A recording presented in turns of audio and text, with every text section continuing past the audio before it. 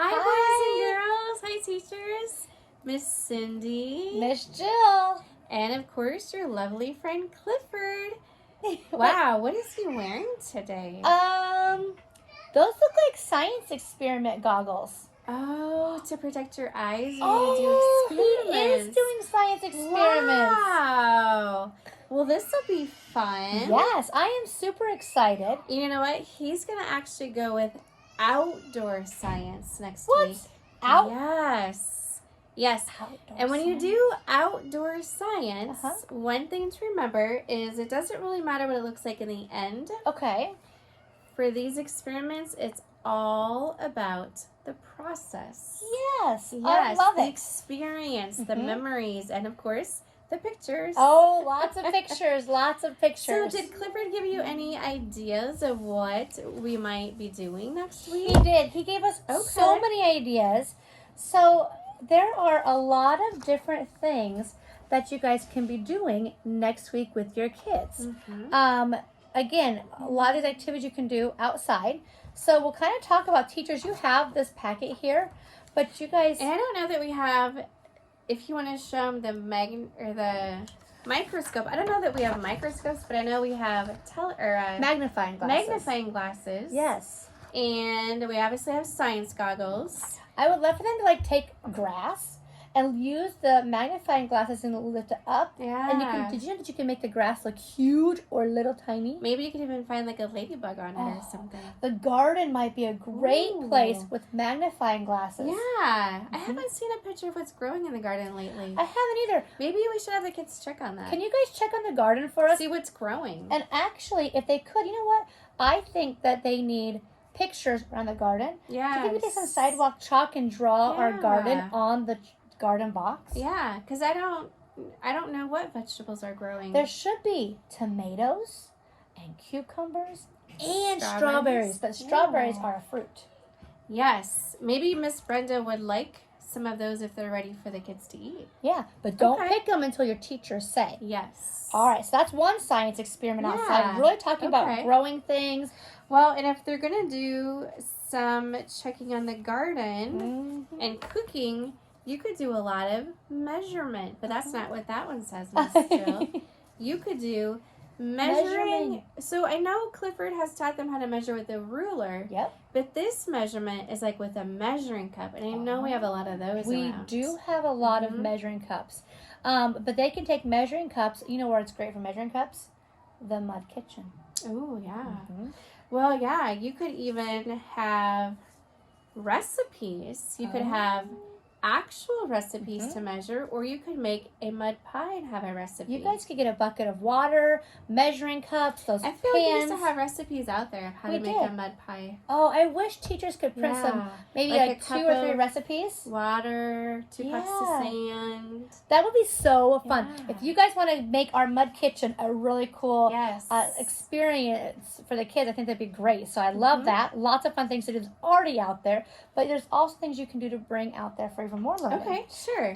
Some of those could be things like taking ice and freezing things and taking it outside. It could be a variety of what's going to melt faster, the ice sitting in the sun or the kids, chipping away at it. Or they could sprinkle salt on it. Yeah, food coloring. Take those eyedroppers like this girl has and do some, obviously not hot water, but just some warm water. Yeah. So, but this one, Miss Cindy, what are they doing here? Do you know? It looks like they're making a picture with some kind of special paint, maybe, or oil. Yeah, there's a lot of different things. I've even learned that if you take white crayon and you draw on a paper and then you paint over it, the picture that you drew with the white crayon will kind of pop up. So lots of fun things there.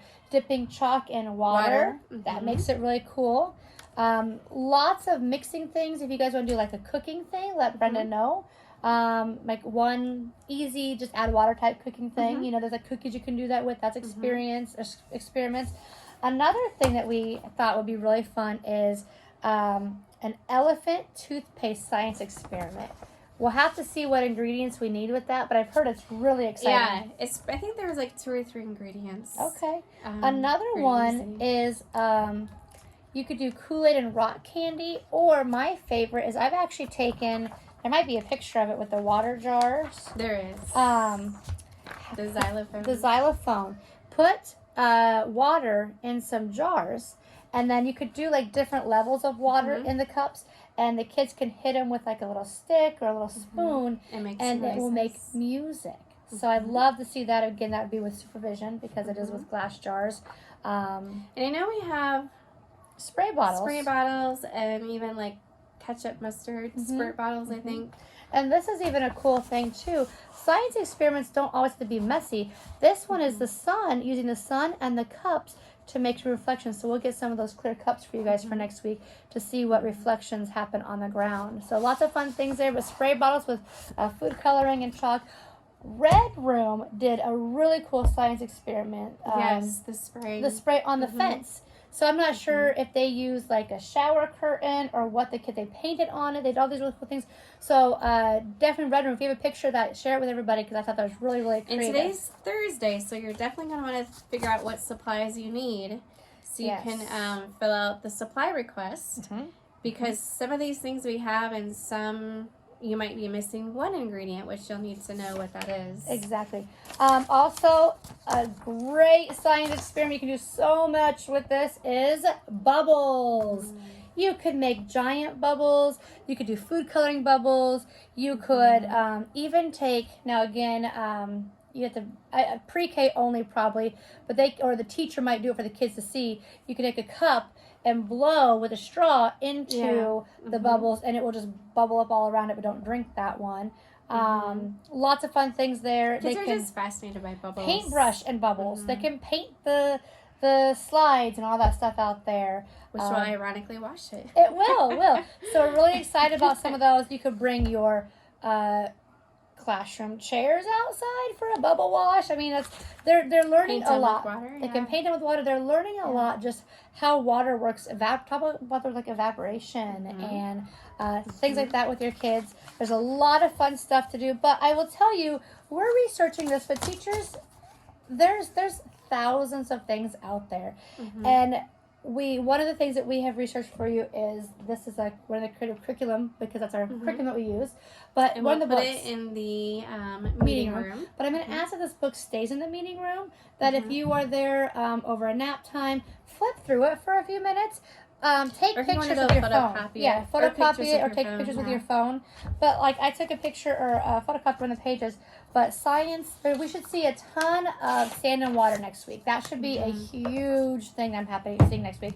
But it actually has like really cool ideas and questions to ask the kids too.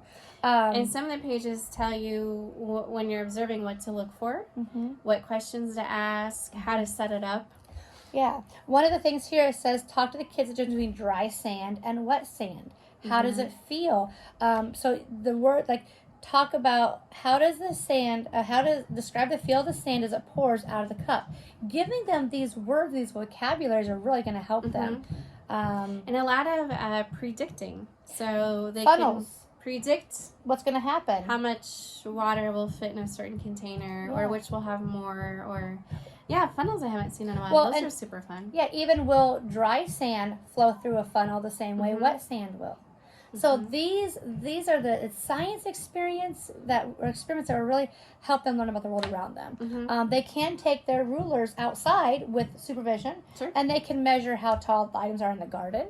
They can measure the grass, and they can document it too. They can, if the ruler went to 12, well then show me, on a paper, draw it so your line is at the 12. How does that work? Or you could graph it. You could graph what's the tallest vegetable or fruit in the garden and what's the shortest.